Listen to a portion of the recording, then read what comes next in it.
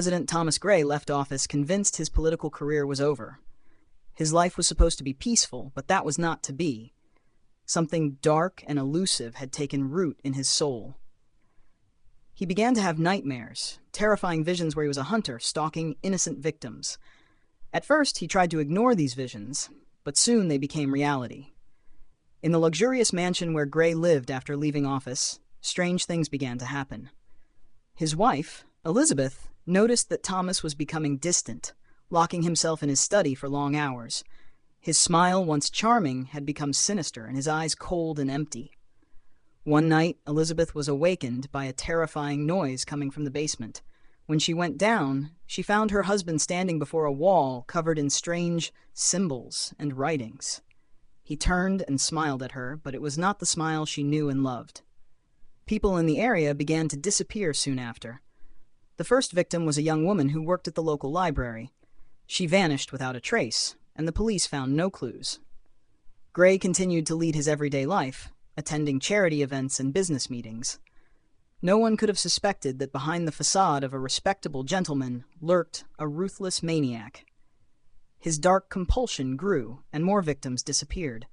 He chose those he deemed unworthy of living and meticulously planned each abduction. His hunts were sophisticated and cruel. In the basement of his house, he had set up a secret room where his victims endured unspeakable horrors. Elizabeth could no longer ignore what was happening. One night, when Thomas had locked himself in the basement again, she resolved to uncover the truth. Summoning all her courage, she quietly approached the basement and cracked the door open. What she saw made her blood run cold.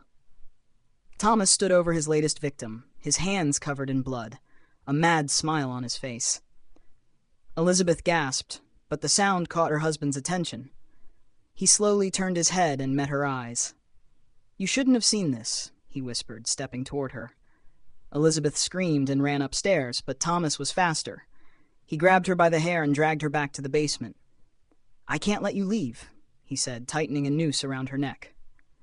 At that moment, there was a loud crash in the house. The police had finally found evidence leading to Gray's home and burst in. The following days were filled with shock and horror. Society couldn't believe their former president was a maniac. The police discovered numerous pieces of evidence of his crimes in Gray's house, and he was arrested and sentenced to life imprisonment.